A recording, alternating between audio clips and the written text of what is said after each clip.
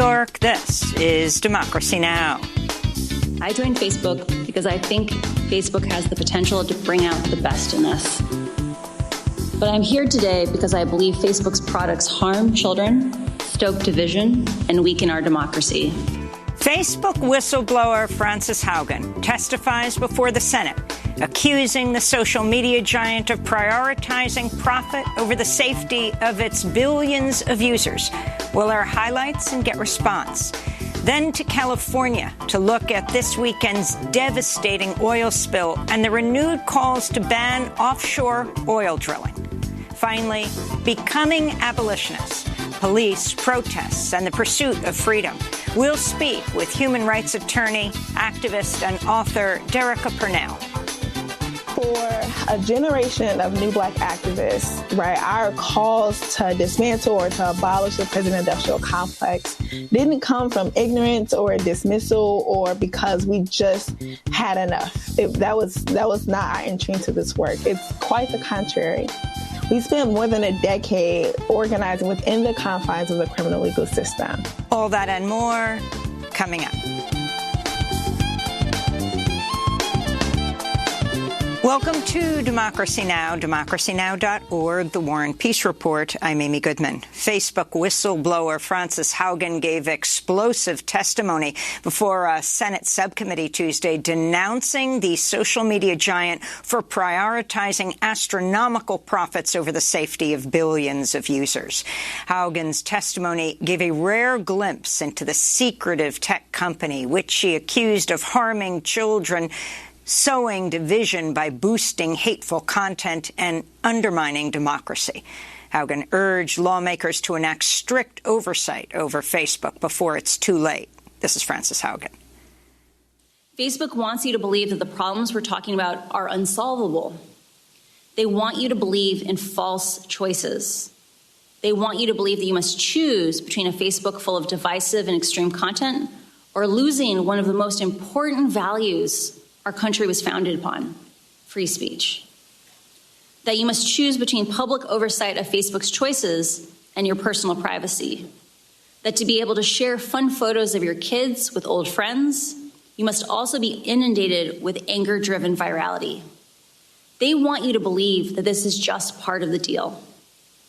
I am here today to tell you that's not true. Frances Haugen's testimony comes after she leaked tens of thousands of pages of internal Facebook documents. We'll have more on this story after headlines.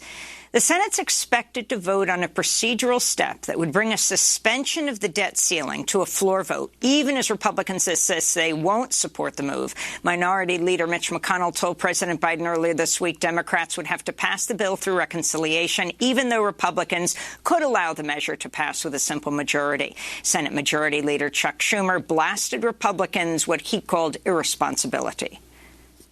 We can stop this Republican-manufactured debt ceiling crisis in its tracks, or Republicans can keep driving our country ever closer to the first default in American history. On Tuesday, President Biden said Democrats could move to reform filibuster rules to bypass the Republican blockade on the debt limit, though conservative Democrats Kyrsten Sinema and Joe Manchin have previously voiced their opposition to filibuster changes. According to research by ProPublica, the national debt rose by $7.8 trillion to $28 trillion, due in large part to Republicans and then President Trump's 2017 tax cuts for corporations and the ultra-rich. Constituents of Arizona Senator Kyrsten Sinema are stepping up pressure on the corporate Democrat as she continues to threaten passage of the sweeping reconciliation package that would expand the nation's social safety net and combat the climate emergency. On Monday, Corina Ruiz, head of the Arizona DREAM Act coalition and a former volunteer on the Sinema campaign, approached the senator on her flight to D.C. to ask her to support immigration reform as part of the legislation. I just need to know if you can commit to passing a budget reconciliation that would include immigration and citizenship for people to be protected, like me and many others. Can you commit to that, Senator? Senator Sinema mostly ignored Ruiz, even as she went on to share about her father's recent death. After her flight landed, Sinema was confronted by other constituents at the airport about what she wanted to cut from the Democrats' Build Back Better Act. Do you want to cut climate priorities? Is it elder care that you want to cut, or is it child care? The state of Missouri executed Ernest Lee Johnson Tuesday after the U.S. Supreme Court rejected a petition to delay the killing, and despite pleas from lawmakers, activists, and even the Vatican to spare Johnson, who had an intellectual disability. It was Missouri's first execution in over a year and the 7th in the U.S. this year. In international news, Taiwan's defense minister says tensions with China are at their worst in 40 years, flagging the risk of an accidental strike after China sent a record number of military planes into Taiwanese airspace over the past 4 days. Taiwan said China would be able to mount a full-scale invasion of Taiwan by 2025. President Biden said Tuesday he spoke to Chinese President Xi Jinping, and both leaders agreed to adhere to an ongoing agreement between Beijing and Washington amidst the mounting tensions. The Taiwan Relations Act directs the U.S. to recognize Beijing rather than Taipei as its diplomatic partner. The U.S. provides weapons to Taiwan but does not take a position on its sovereignty. Amnesty International says the Taliban killed at least 13 members of the Hazara ethnic group on August 30th, shortly after the group took control of Afghanistan. Among the dead were 11 former government forces and a 17-year-old girl. In other news from Afghanistan, the Wall Street Journal reports Kabul risks facing major blackouts over the winter because the new Taliban government has not paid its electricity suppliers. Afghanistan does not have a national power grid. Kabul relies on imported electricity from Central Asian countries. The UN Security Council is meeting today to discuss the crisis in Ethiopia and the recent expulsion of 7 senior UN officials from Ethiopia amidst the mounting humanitarian crisis in the war-torn Tigray region. UN Secretary-General Antonio Guterres said last week he rejected this expulsion. This is Jens Larke of the UN Office for the Coordination of Humanitarian Affairs. It is critically important that the humanitarian operation continues, and it does. We have a very high number of people in very urgent need in Tigray. In fact, 5.2 million people up there are in urgent need of assistance. According to a CNN report, Ethiopia also used its flagship commercial airline to transport weapons during the war in Tigray. Romania's parliament has ousted Prime Minister Florin Câțu in a vote of no confidence after less than 1 year in power. Câțu will remain as the caretaker prime minister, and it's likely the previous ruling coalition will eventually replace his government. Romania has had a rapid succession of short-lived leaders over the past decade. In France, union leaders led a nationwide strike Tuesday to protest low wages and planned reforms to pensions and unemployment benefits. Workers are hoping to put pressure on the government of Emmanuel Macron ahead of next year's presidential election. This is a pensioner demonstrating Tuesday in Paris. Everyone's purchasing power is going down, that of pensioners, of workers, of those who are unemployed, of the disabled. It's disgusting. Billions of euros are there. We just saw that tax evasion accounts for billions and billions of euros around the world. That could be enough to pay salaries in the hospitals, in the schools, a decent public service. I'm here because of all that. I'm here for the future of humanity too, because we can talk about the climate in a general way. But if we don't change the system, it's as useless as a fart underwater. Back in the United States, some 1,400 workers across all of Kellogg's cereal plants went on strike Tuesday as union negotiations have stalled for more than a year. The strike includes plants in Omaha, Nebraska, Battle Creek, Michigan, Lancaster, Pennsylvania, and Memphis, Tennessee. A union representative says Kellogg's is threatening to outsource jobs to Mexico if workers don't accept the company's proposals, which include loss of premium health care, holiday and vacation pay, and reduced retirement benefits. Workers are also demanding better wages. Here in New York, the head of the Sergeants Benevolent Association police union resigned Tuesday, hours after the FBI raided its Manhattan headquarters. The home of now former union president Ed Mullins was also searched, though it's unclear what the target of the federal investigation is. The family of Henrietta Lacks, the African-American patient whose cells were taken by Johns Hopkins University Hospital without her consent in 1951, is suing the pharmaceutical company Thermo Fisher Scientific and demanding reparations in the intellectual property of those cells. The lawsuit denounces a racist medical system and accuses the drug company of using what is known as the HeLa cell line without their consent while making billions of dollars in profit. 7 decades ago, it was discovered that Lacks cells could live forever, helping scientists produce remedies for several diseases, including the first polio vaccine. And the U.S. Postal Service has launched a pilot program to offer some banking services in 4 cities. Customers in Washington, D.C., Falls Church, Virginia, Baltimore, Maryland, and the Bronx in New York can now cash paychecks and other types of checks up to $500 for a fee that's much lower than private cashing companies. The service, if expanded, could provide a government-run, more accessible option to the 14 million U.S. residents who are underbanked or unbanked. And those are some of the headlines. This is Democracy Now!, democracynow.org, The War and Peace Report. I'm Amy Goodman in New York, joined by Democracy Now! Co-host Juan Gonzalez in New Brunswick, New Jersey. Hi, Juan. Hi, Amy, and welcome to all of our listeners and viewers across the country and around the world. We begin today's show with the devastating testimony of Facebook whistleblower Frances Haugen.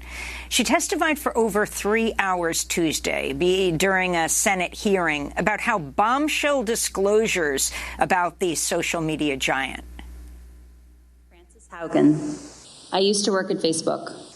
I joined Facebook because I think Facebook has the potential to bring out the best in us.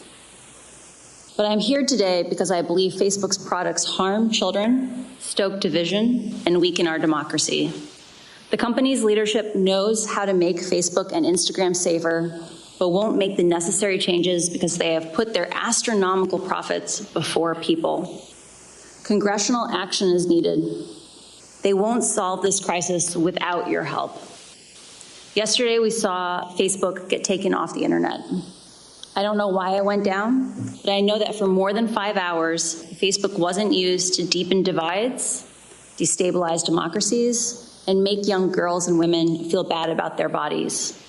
It also means that millions of small businesses weren't able to reach potential customers, and countless photos of new babies weren't joyously celebrated by family and friends around the world. I believe in the potential of Facebook. We can have social media we enjoy that connects us without tearing apart our democracy, putting our children in danger, and sowing ethnic violence around the world. We can do better. During my time at Facebook, first working as the lead product manager for civic misinformation, and later on counter-espionage, I saw Facebook repeatedly encounter conflicts between its own profits and our safety. Facebook consistently resolved these conflicts in favor of its own profits. The result has been more division, more harm, more lies, more threats, and more combat. In some cases, this dangerous online talk has led to actual violence that harms and even kills people.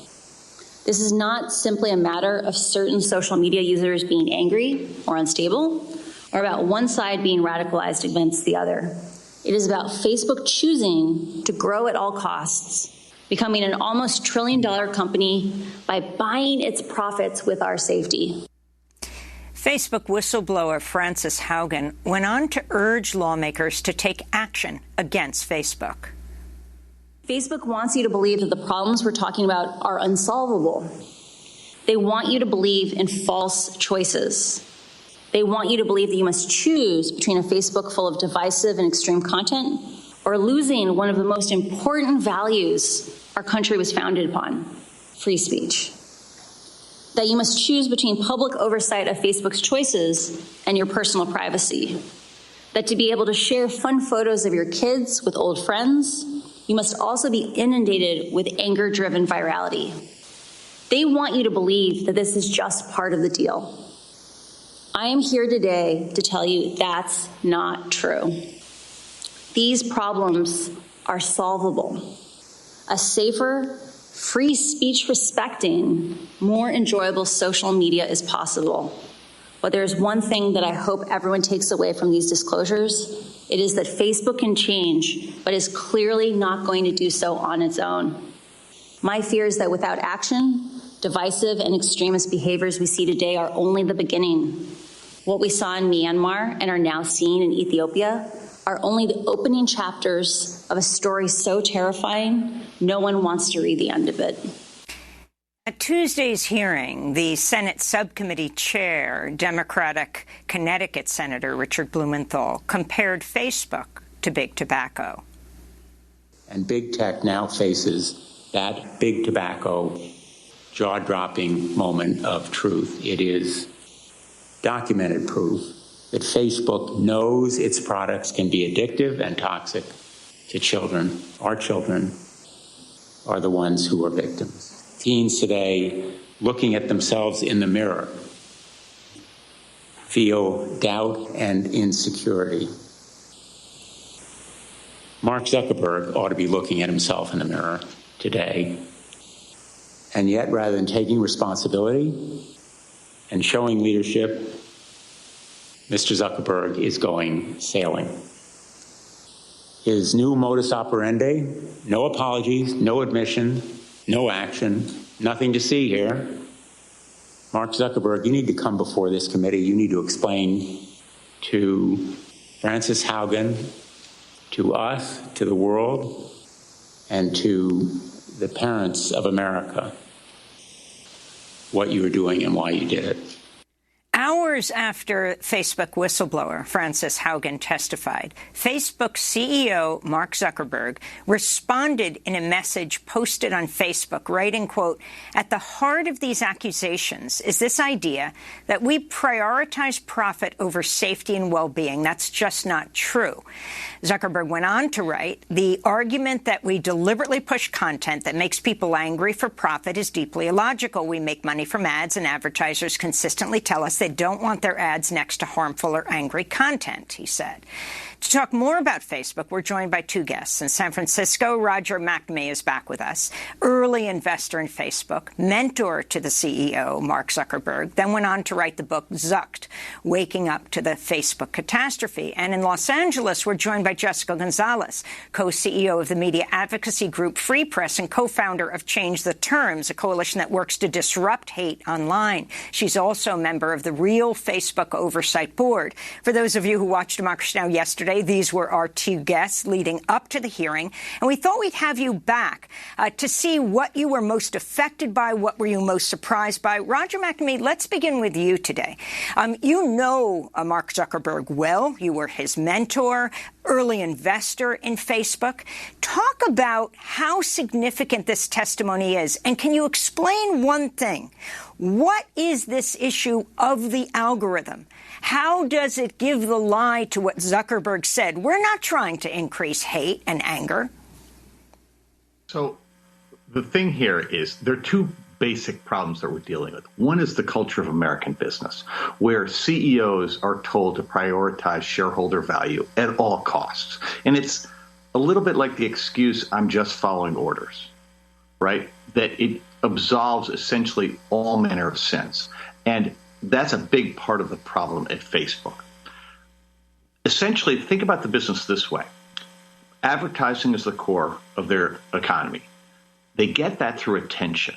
And Facebook created a global network where people shared things with their intimate friends. And what happened was Facebook was the first medium on earth to get access to what I call the inner self, the characteristics of people they would normally only disclose to their most intimate partners, friends, family.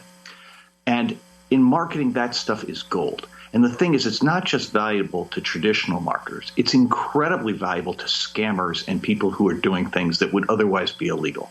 And if you think about what Facebook did, by connecting the whole world, it brought the world of scams into the mainstream.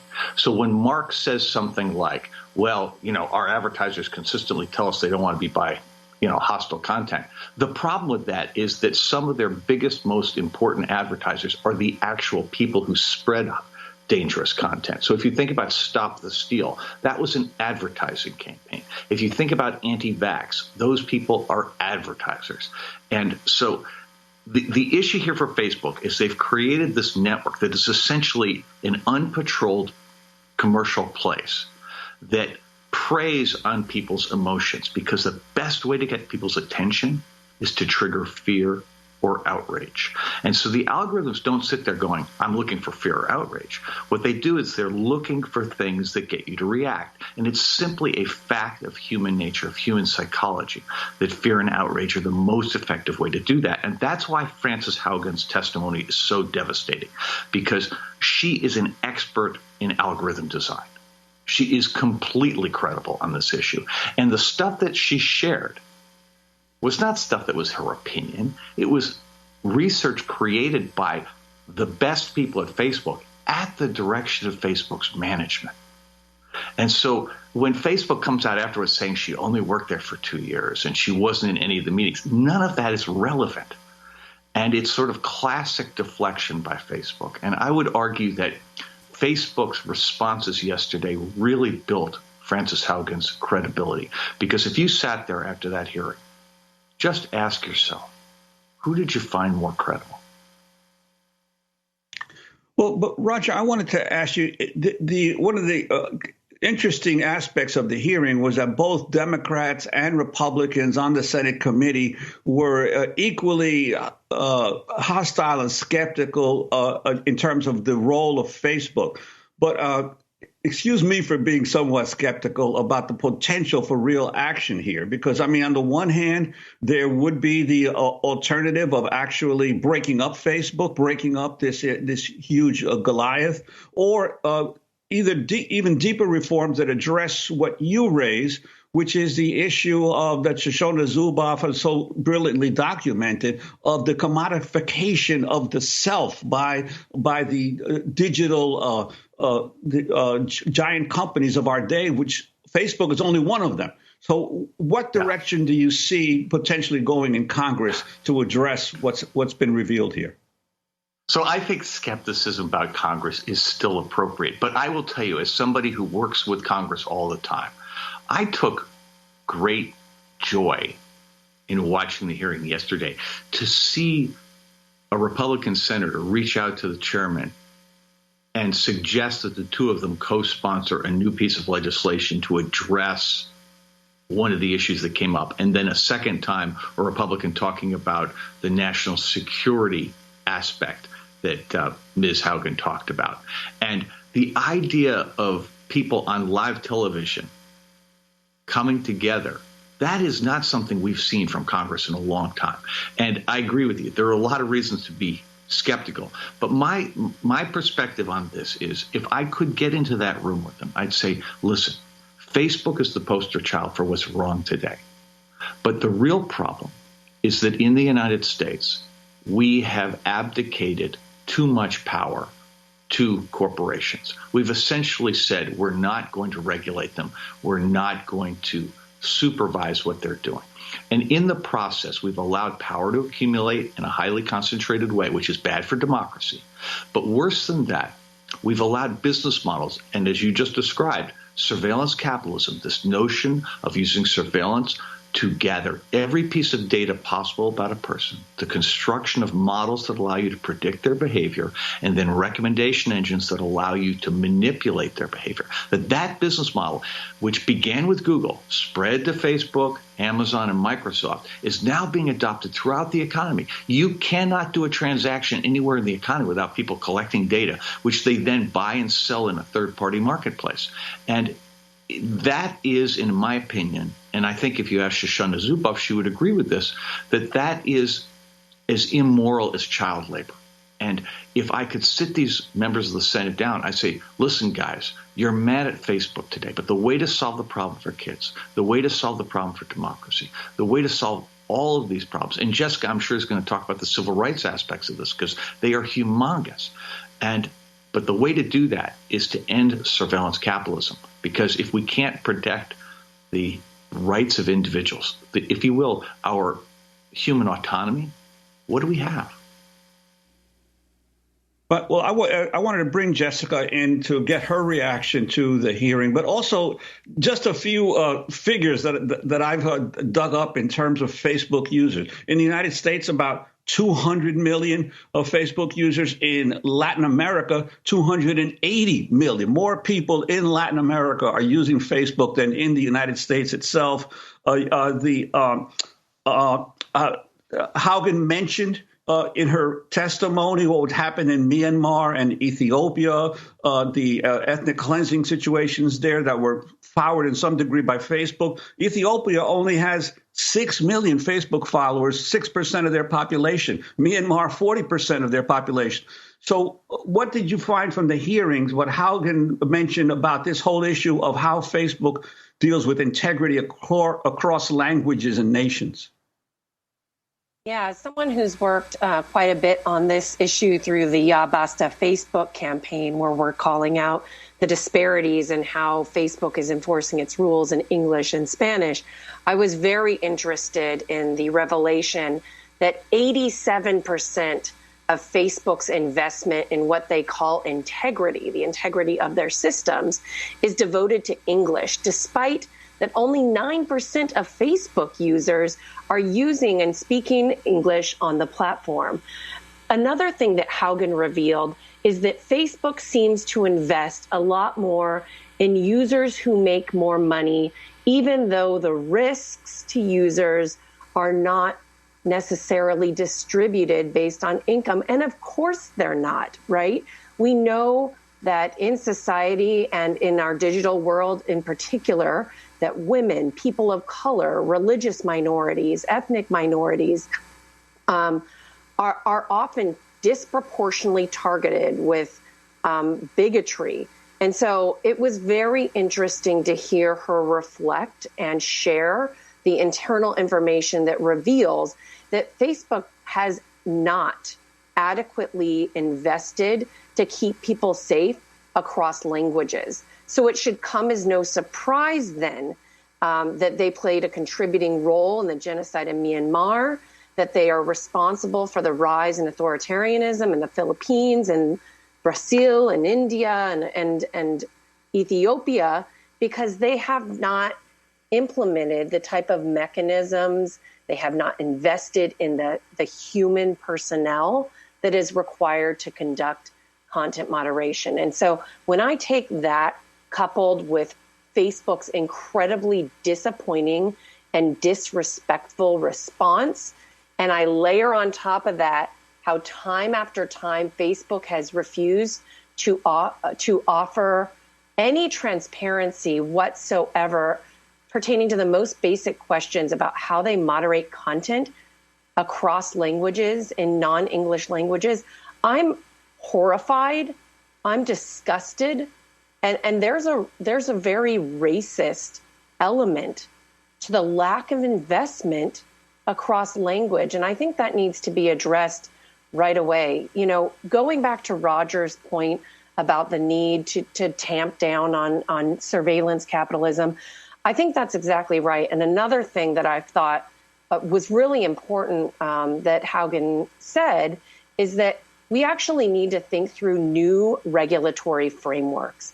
And I think the time is now for Congress to pass a data privacy and civil rights law that limits the collection of our personal data, that limits algorithmic discrimination, that provides greater transparency about what the companies are doing and what they know about the harms they're causing across the globe, and that really provides accountability to not just the American public, but people across the world.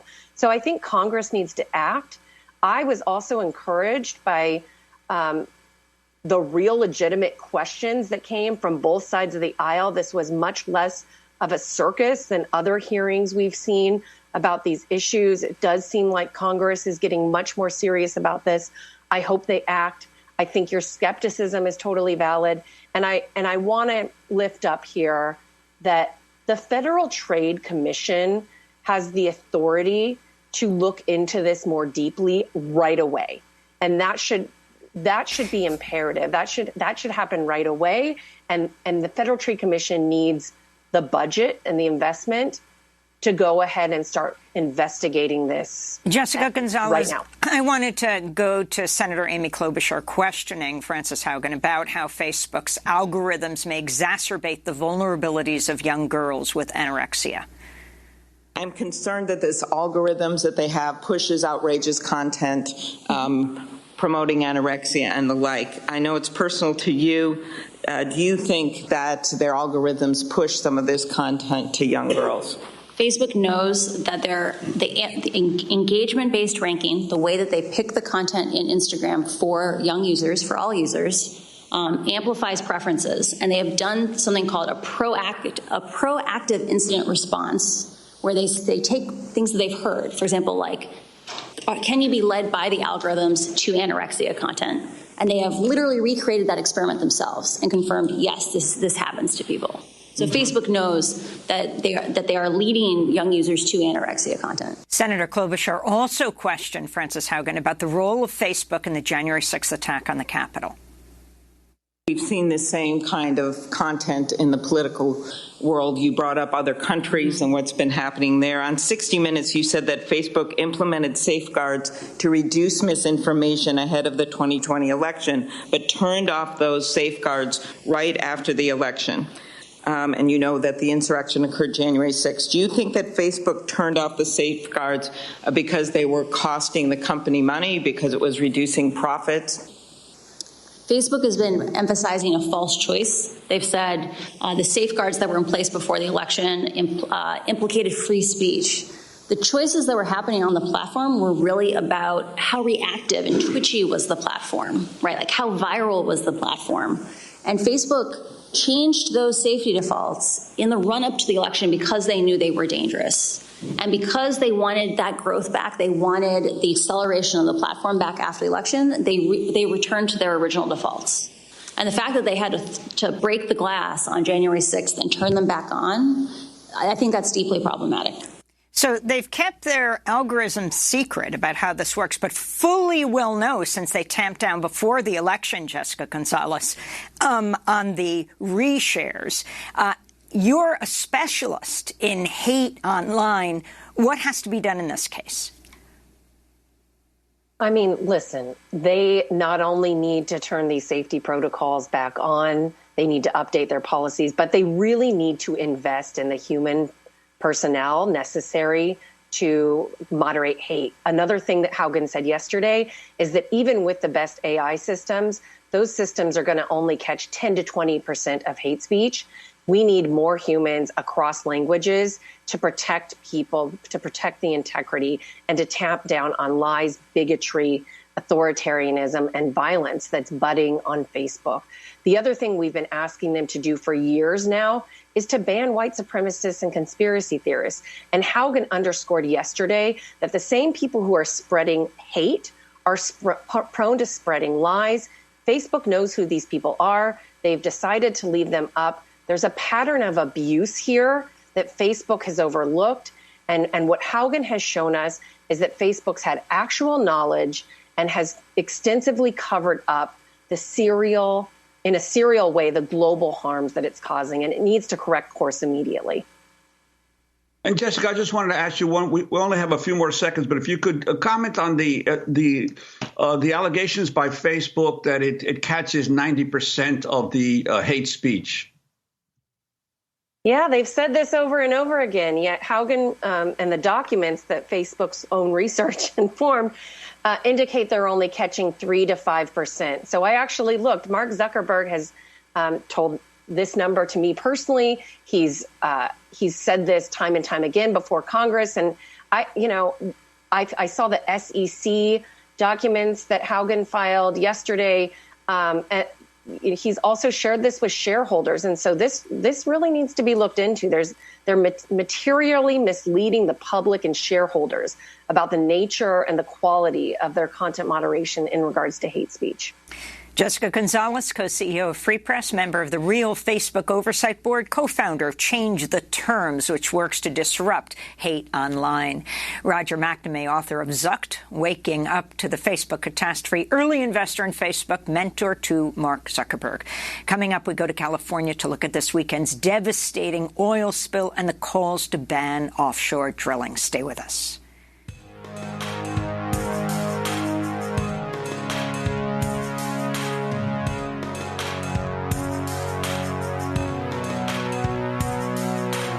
Cry at the start of every movie, I guess, 'cause I wish I was making things too, but I'm working for the knife.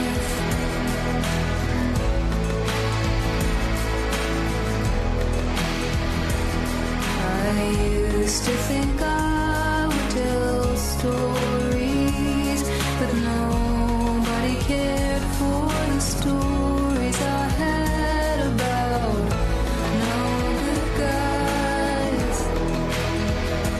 I always knew the world moves on. I just Working for the Knife by Mitski. And this is Democracy Now!, democracynow.org, the War and Peace Report. I'm Amy Goodman with Juan Gonzalez. As we turn to California to look at this weekend's devastating oil spill off the coast of Huntington Beach, about 30 miles south of Los Angeles.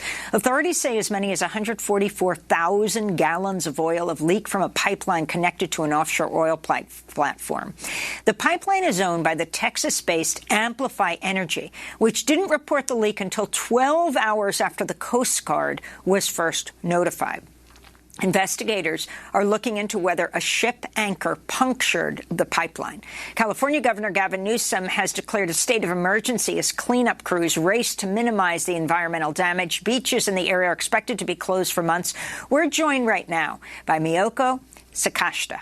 She is the Oceans Program Director at the Center for Biological Diversity, joining us from Oakland, California. Welcome to Democracy Now! It's great to have you with us. Miyoko, you have been out there. If you look from Huntington Beach out to the sea, you see a number of oil wells. That one is even further out that has caused this absolute catastrophe. Explain what you understand happened and what you feel needs to happen now. Yes, this oil spill is just heartbreaking. And, you know, if I were to paint a broad picture, I think there are three key takeaways that all point to ending offshore drilling off of California and everywhere. First, offshore drilling is just dirty and dangerous. There's no safe way to do it. Here you look out at the ocean and you see just miles of coastline that are oiled. The stench of petroleum is pervasive. And as you said, there are 144,000 gallons of oil that have poured out into the water. And this is more oil than the worst case scenario discharge from that pipeline in the oil spill response plan. Secondly, there's the second lesson is there's no way, it's impossible to clean up an oil spill. It's just devastating. There are dead fish and birds washing ashore. And oil it's really harmful for birds. They can't fly. It destroys their insulation. They die of hypothermia. It's poisoned fish and shellfish, and they've closed the fishing off the coast. And, out at sea, whales and dolphins are swimming through it, and they're breathing in the toxic vapors from the oil. So the third key takeaway is really that California's offshore platforms are a ticking time bomb. So whether it was this accident or another one, they were just waiting to happen. These oil platforms are more than 40 years old, and they're old and decrepit, and it's time to shut them down. They've outlived their intended lifespan. If you look at the 1978 environmental documents for these platforms, they were supposed to be decommissioned after 35 years, yet they're still, lingering on and need to be closed down. So, broad picture, I think this all points to sounding the alarm for President Biden and Governor Newsom that they need to stop issuing new drilling permits, and they should require all of the platforms off of California to decommission. And Miyoko, how big is this problem? And when you talk about the platforms, I'm thinking not just of California, but obviously the Gulf of Mexico, where there are so many abandoned former drilling spots that no one is thinking 100 years down the pike, 200 years down the pike. What is going to happen to these capped wells or these lines? So how extensive is the problem along California's coast? The problem along California's coast is extensive. All of the platforms were built, in the late 60s, 70s, 80s. They're old and decrepit. I actually, a few years ago, went on a fact-finding mission on a boat out to inspect the various platforms off of California. And so we took Zodiacs out and went around, Platform Ellie, the one that the pipeline is leaking from. And there's a cluster of platforms there that we went around. And as you look at them, you can see visually that they're rusted and that they're aging. They've been battered by the sea and the waves and the weather. And so, we went out there to with thermal imaging cameras to spot methane leaks, and we did notice a lot of the platforms were flaring, and that's only supposed to happen if there's an accident or some sort of upset at the rig. And, all these platforms look like they should have been shut down long ago. And I think you point to that there is a much broader issue here, which is we have offshore drilling platforms in the Gulf of Mexico, in Cook Inlet, Alaska, that are all facing this. And government reports recently have stated that, a lot of the old pipelines out there have been sort of inadequately regulated and not decommissioned properly. So there are a lot of risks out in our ocean, and they really point to the fact that we need to stop issuing new drilling permits and decommission a lot of the stuff that's out there to phase it out. And are there any estimates of what the cleanup costs would be to remove the dangers from these platforms? I'm not familiar with what the cleanup costs are. They will be expensive, but the truth is that the damage to our environment that they pose is so great that at any cost, we really need to be looking towards our future and not risking another major catastrophe. We had the BP oil spill in 2010, and I don't think we learned the lesson that should have been learned then. Hopefully, this Huntington Beach oil spill is another wake-up call that we really need to phase these things out. It's not only the oil that we can see that's a spill risk and is devastating the coast, but also every day all of these drilling platforms are contributing to the climate crisis. And, they're taking us in the opposite direction.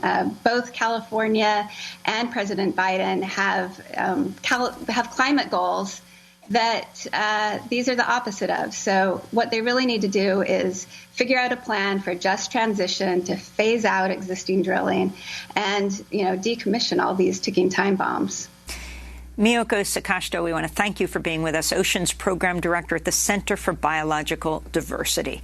Next up, Becoming Abolitionists, Police Protests in the Pursuit of Freedom. We'll speak to author Derecka Purnell. Stay with us.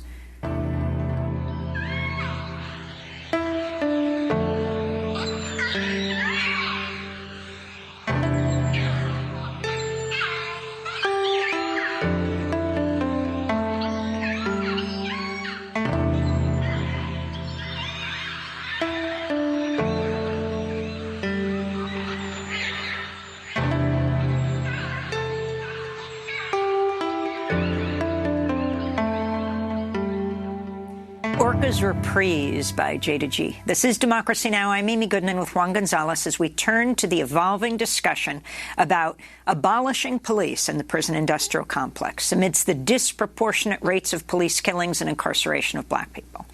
A new study published Thursday in the medical journal The Lancet estimates the federal database, known as the National Vital Statistics System, failed to count more than half the deaths from police violence over nearly 40 years. Researchers from the University of Washington also found black people were killed by police at a rate 3.5 times higher than white people. This comes after a series of police killings of African Americans last year prompted a racial reckoning, including George Floyd in Minneapolis, Breonna Taylor in Louisville. Many states have since passed laws aimed at reforming police, but efforts to pass a federal law to overhaul policing failed to pass the Senate, and bipartisan talks over police reform broke down last month. For more, we're joined by Derecka Purnell, human rights lawyer, columnist for The Guardian, author of the new book published Tuesday, Becoming Abolitionists, Police Protests and the Pursuit of Freedom. Derecka, welcome back to Democracy Now! You are Thank you. It's great to have you with us. Congratulations on this book. You're a black woman, a black mother of two black sons. You were a advocate for police reform, but you are now what you would call a police or prison abolitionist. Explain your journey. Of course. So, like lots of people who grew up in the United States, I had just unexamined commitments to using and relying on police in my neighborhoods, in my community, because they were the institution that was the most well-resourced, right? So I had a ton of ranges of experience with police. And even throughout those horrible encounters, they were often the only option to respond to harm and to respond to violence. And so the book details that sort of early experiences and then what happened once I became part of social movements who pushed me to think more critically and more beautifully and more creatively about building a world without violence, right? With how to reduce our reliance on police and to reduce the reasons why people need them. The book also kind of describes a political journey of a generation, which I believe I'm a part of, who went from fighting for George Zimmerman's arrest and imprisonment in the wake of killing and murdering, Trayvon Martin back in 2012, to become a generation who's leading, I would say, the call to abolish the entire carceral state. And so it documents that political journey of a generation, as well as my personal political journey of becoming an abolitionist. And Derek, you talk in your book about how your experiences in South Africa contributed to your becoming an abolitionist. Could you explain how and why? Yes, of course. So in 2016, the student movement that was called, or still is called, Fees Must Fall and Roads Must Fall, they were pushing and fighting for a 0% increase in their tuition. And just to see the amount of repression that they received from the South African government, from the South African university presidents, sending in black armed private police to attack them, brutalizing them because they were demanding free education, into colonization of the university and the entire country, really. To see them fight for the end of contractual labor so that their parents and janitorial workers and dining service workers could get benefits from the university. To watch them be met with so much repression from black police, it was honestly it clicked like, oh, yeah, diversity is not a salvific force. It's not enough to hire more black cops, more women cops, more queer cops. That's ultimately not the problem with policing. Police are sent in to ultimately manage inequality and to stop people who are fighting for progressive change. And how do you respond to those political leaders, white as well as African-American, who say that the abolitionist movement is not realistic, that the majority of people in the black and brown communities still want policing to protect them? Well, I would say that I have lots of things to say to those people, especially the black ones who are dismissive of abolition as an outside agitator call to action, which is completely not true. The tradition of people fighting for police and prison abolition, it's rooted in black feminists like Miriam Kaba, Angela Davis, Ruth Wilson Gilmore, Rachel Herzing. So I would just try to clarify what we mean when we say abolition. The second thing that I would say is that, they're very excited to point to those statistics about black people who would like to continue to use police in their neighborhoods. But when we look at black people who are also demanding, more resources for education, more jobs in the community, universal health care, those political leaders are usually not interested in using statistical support for black communities for those progressive causes. And so what happens is that there's a devaluing and a divestment and all the other resources that Black and brown people, working class people demand in their neighborhoods. And then they hold up one specific statistic that they're willing to pay for in order to call it public safety. When actually, I imagine if we ask Black people and brown people all over the country, well, would you rather have more police or universal daycare? Would you rather have more police or education that's properly funded and culturally important? When you start asking more nuanced questions, the answers shift in our communities. And I think that we should ask more nuanced questions. Derrica, you are a rape survivor. And people often bring up this type of violence when discussing the need for police and public safety. If you could talk about your argument that police are not the way to repair this harm and get justice in the aftermath of a sexual assault and sexual violence. Yes, of course. So not only are they not the solution, police contribute to sexual violence.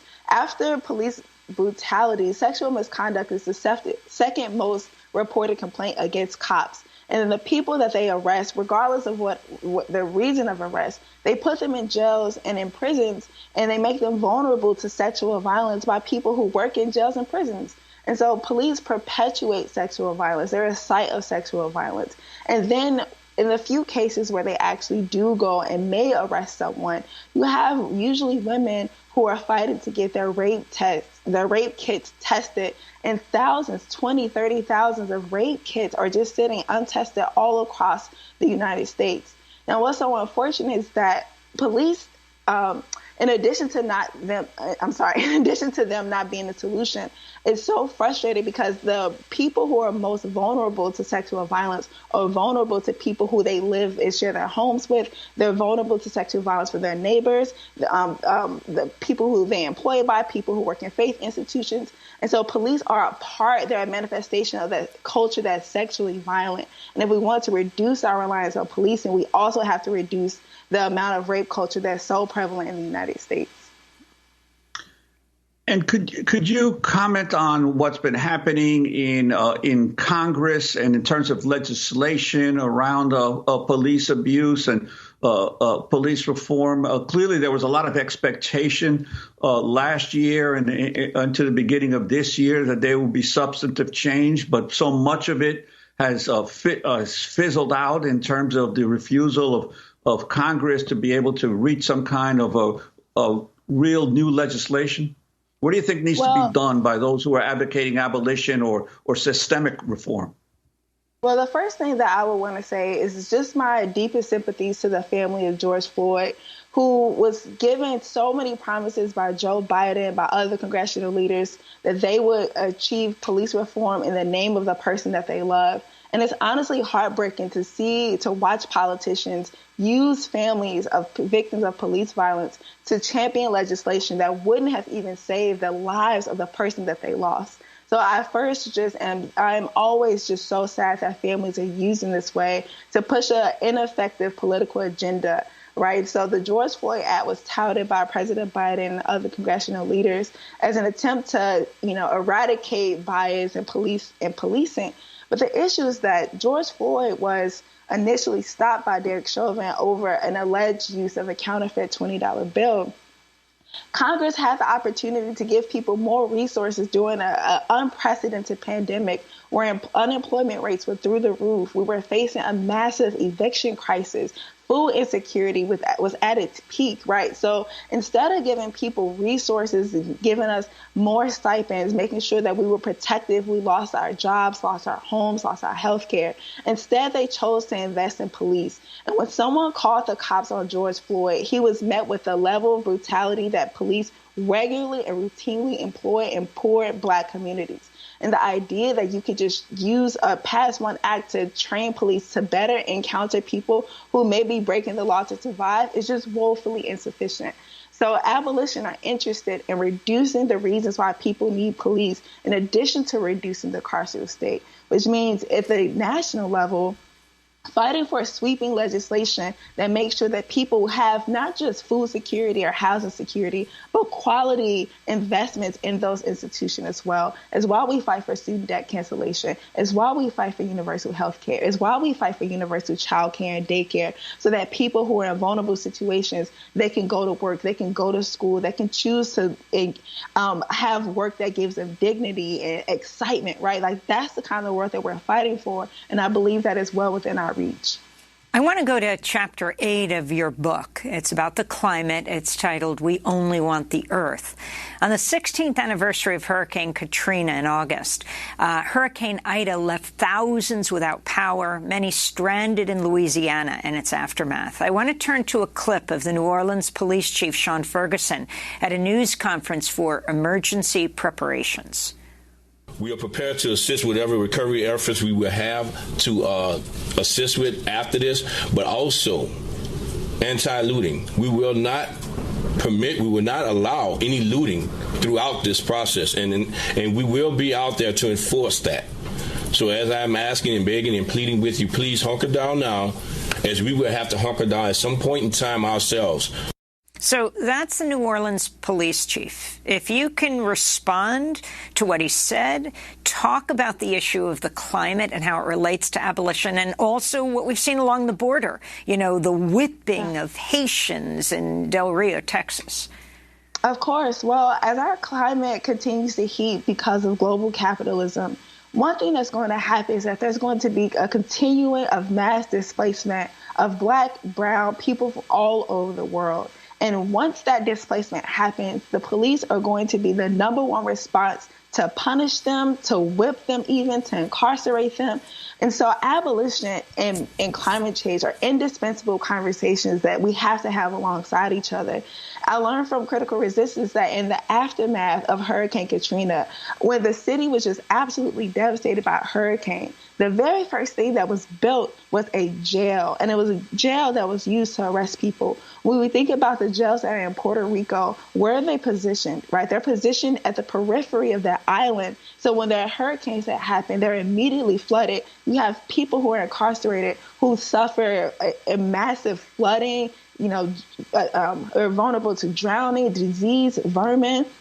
If you look at any of the historical shifts and patterns of people who are migrating and immigrating to the U.S., who are fleeing climate catastrophe, they're met with Border Patrol and ICE. And so the police are going to be the default response to mitigate the impacts of climate change and environmental racism. I want to ask you about the aftermath of the Michael Brown killing back in 2014, arguably a key flashpoint in the development of the Black Lives Matter movement. 7 years later, what do you make of whatever reforms or changes occurred in Ferguson and with the Ferguson Police Department? Well, there's an organization right now who's still fighting to put pressure on the Ferguson Police Department to implement many of the very weak reforms that came as a result of the consent decree that was put into place under the Obama administration. So 7 years, you have people in Ferguson who are still fighting to eliminate, cases of people who have outstanding warrants from nearly a decade ago. You have a few Black elected officials in Ferguson now, which I think could be a step forward because many of them are trying to figure out how to reduce the level of violence.